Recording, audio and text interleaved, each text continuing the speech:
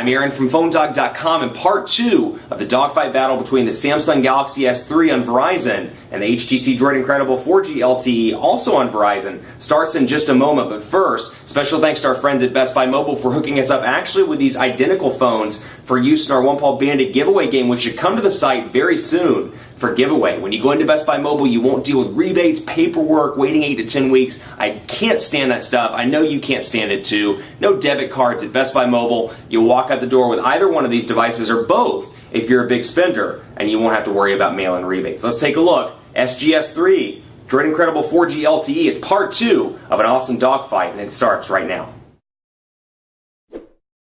So it's part 2 of an epic dogfight battle, and I say that all the time, but this is going to be a challenge for some people on Verizon where, they may want the Galaxy S3 because they've seen all the Olympic commercials about the Galaxy S3 and the features it can do. And then there's HTC's device, and unfortunately they didn't get their flagship on Verizon. So the One X, the Evo 4G LTE, whichever one you see as a flagship for that company. Unfortunately, Verizon opted for, at least unfortunately in my opinion, they opted for the DROID Incredible 4G LTE. It's a very watered down version of the HTC One series. It's like a 1S, but with a slower clock speed on the processor, and unfortunately, and the designs changed as well. So people praise the designs of the One series, the metal, the polycarbonate shells. Unfortunately, that's the sad side is they went with this kind of resound style design as a result of the DROID brand. So it is a DROID Incredible 4G LTE, so it's a member of the DROID brand, and this one again is the Galaxy S3, which stayed unchanged across the carrier. So I think if you're somebody like me that, and I think a lot of people are going through this issue with HTC's current devices, it's like, I like the One X, but I don't like AT&T, or I like the Evo 4G LTE, but I don't like Sprint, but I love Verizon, but I don't care for the device they have.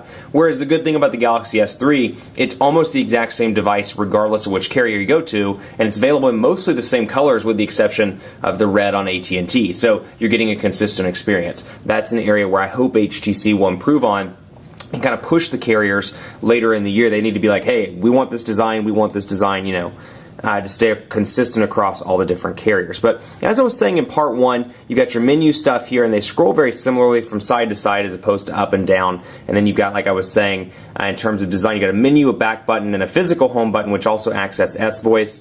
And then you've got back, home, and then recent applications here. Recent applications, of course, an Android feature, which I can access by doing this, pressing and holding, and doing the same thing over here and accessing the task manager from there. Then, of course, the menu button. Also, you can see the Android look and feel here with the menu buttons, as you can see there. And then, of course, on the side, just to give you an idea of what they look like, power button over here on the side, volume rocker on the left side, 3.5mm headphone jack up top, micro USB charging port down here at the bottom, and then, of course, a nice big 4.8-inch display on the front. Volume rocker over here, micro USB charging port on the left side over there, 3.5mm headphone jack, red power button, and a red ring around the camera. So let's jump right in and take a look at some speed tests, because I want to show you the differences here between, and of course, we'll do speed tests first on the network side.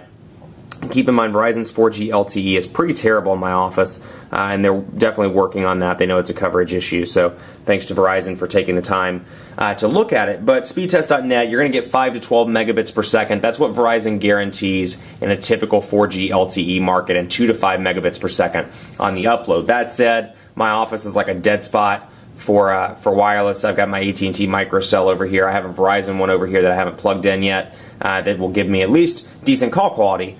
So it is kind of an issue. I'm like right in the middle of the building, so these are obviously not normal speeds. But you're going to get 5 to 12 megabits per second. If it's a new LTE market or a market that's not as saturated, you might get speeds even faster. So just take this with a grain of salt. And actually, these are so bad that it's really not even worth doing because they're not indicative of normal markets. But we can load up Quadrant Standard, and this is particularly interesting to me because you've got Quadrant Standard here on a 1.5 gigahertz dual-core Snapdragon S4 CPU, and over here on a 1.2 gigahertz dual-core Snapdragon S4 CPU. So both are S4s. This one just runs at 1.5 gigahertz. This runs at 1.2. So it's interesting to see to me which one's faster. Obviously, I imagine this one to be a little bit faster, but it's interesting to see how much faster and things like that. Let's talk, though, a little bit about call quality and battery life. I've been really impressed with call quality on both. Earpiece is nice and loud. Actually, on the Galaxy S3, you have the option as well. I complained that the international one wasn't loud enough. On the US versions, you have the option to turn up the sound even more. You can go all the way to maximum volume, then there's a button you can click right on the call screen that will give you a boost in volume.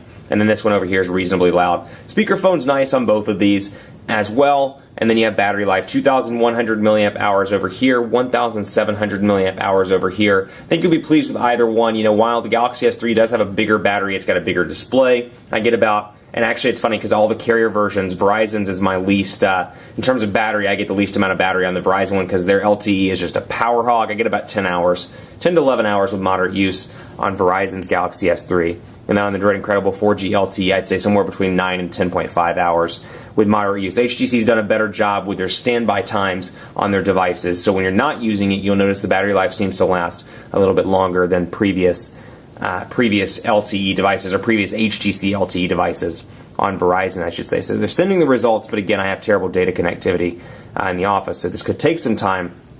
And this is an issue with HTC and with some other Android devices, but mostly HTC. See how the menu button was just out of place right there, and I did not mean to close that out. Rats, I've got to rerun this. Work finally decided to respond and cooperate here, so you can see 4,525 on the Samsung Galaxy S3, 4,345 on the HTC Droid Incredible 4G LTE. So very similar on the score front, just as a reflection of that clock speed difference between the two devices. In day-to-day use, you're probably not going to notice a difference between those two. Also wanted to point out, pressing and holding the menu button activates search over here, and then I think it's maybe it's back. Hang on, which one is it?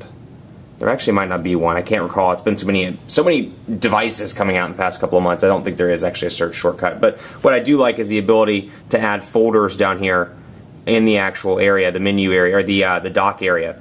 Versus over here, you have the option to do icons, and that's about it. Another option I wanted to point out, your widgets are actually up here on the Samsung Galaxy S3. They're part of your apps. You can just scroll back and forth between apps and widgets, or click, I should say, back and forth between widgets. When you want to see them all, you can pinch like that, or I can go back to the main page and scroll back and forth through my different pages of widgets. Over here, a little bit different.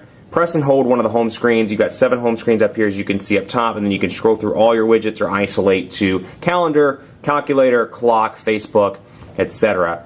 like that. Let's take a look at browser as well. Again, 4G LTE, although it doesn't work very well in my office. And you can really see the screen size difference here. So if you're somebody like me that enjoys, watching YouTube on your phone, you watch YouTube a lot. If you're like me, obviously it's because of work. But even in personal time, I'll do YouTube videos from time to time. It's nice to have the big display. If you're listening to music, you're watching a music video, you're browsing the web, I find it much easier to use over here just because of the larger display. So pinch to zoom, very responsive. Over here, still loading on both of these, but relatively responsive over here with your menu button up top. And then you've got a tabs button, which I'll show you in just a second. You've got your tabs over here where I can add new ones or click on existing. And of course, I've got my bar up top with my bookmarks there. Back here, menu where I can add bookmarks, view desktop site, and more.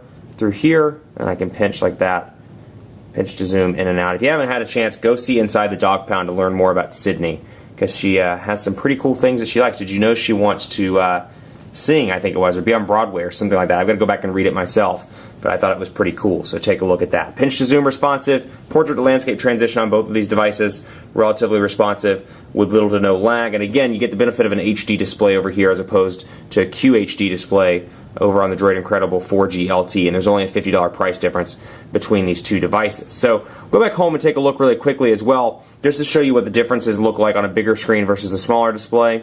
I give you Gmail to Gmail here so you can see what those look like. And again, it's nice to have the screen real estate of a 4.8-inch display, but again, you may be a person that's migrating up from a smaller display, and you find this to be a little bit better for your personal use. Otherwise, HTC's widgets, as you can see here, customizable. Most of Samsung's are as well, and then you have quite a few new ones in here as well. Widgets between calendar, between Gmail, and I'll show you the Gmail one, which is actually a stock ice cream sandwich widget. Do inbox, for example, and I can customize and change around the size as I see fit, and put that on the home screen, and it's a dynamic widget, meaning I can scroll back and forth between it. So HTC's widgets finally customizable, though, a nice benefit. If you're like me and like change it around and you make your home screens you have the ability to do so on both of these devices. So again, we'll take one look at phone as well, because I wanted to show you a couple things in here.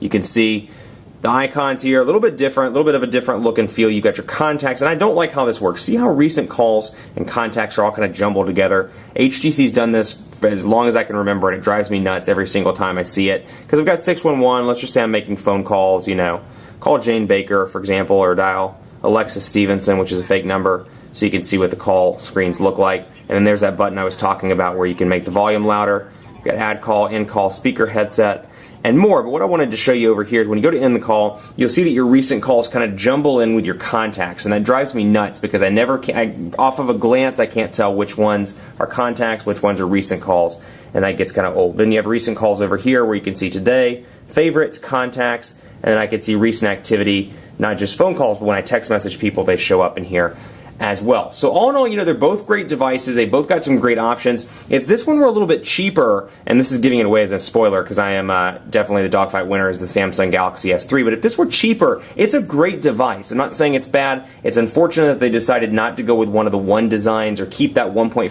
gigahertz dual-core processor, maybe add a little bit of a bigger battery, but otherwise it's a great device. I just wish it were a little cheaper. At $100 or maybe $79.99, this will be a great option, but it's $150 at least in Verizon retail stores. This is $199 for the 16 gigabyte version.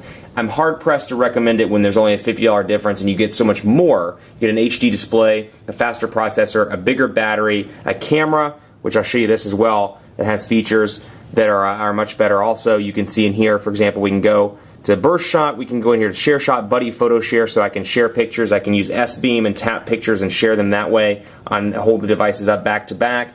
There are a lot of different options in here on this device. Burst shot, for example, I can do like what I do on the One X and the Evo 4G LTE and take a whole bunch of pictures and find the best one. They didn't bring image sense over here, so while the camera is still very good on this device, it's a fantastic 8 megapixel camera, one of the best I've worked with, you don't get the burst shot option, so you can't take rapid pictures, and if that's something that matters to you, then you're going to want to go with the Galaxy S3. Again, what I'm saying, $50 gets you all these features, and for that, I have a hard time recommending the incredible 4G LTE. Now, if it were like One X versus Galaxy S3 and they were the same price, it'd definitely be a challenge and the features would be a little bit closer and it would be a tighter dogfight. But, because of this, Galaxy S3 is the winner for the features and for the price point. Keep it locked on PhoneDog.com for continuing coverage. Let me know what you think, too. If you love the incredible 4G LTE, maybe you wish Verizon got that One X or the Evo 4G LTE. Let me know on Twitter, PhoneDog_Aaron on the Twitters, as I like to call it, Facebook, Facebook.com/PhoneDogAB, and cast your vote for PhoneDog's official smartphone rankings. If, this is your favorite device, maybe this is your favorite device, let us know at PhoneDog.com/rankings. Keep it locked on the site for continuing coverage on both of these devices. It's dogfight season. The fun isn't going to stop, so stay tuned to PhoneDog and YouTube.com/PhoneDog for more. We'll see you next time.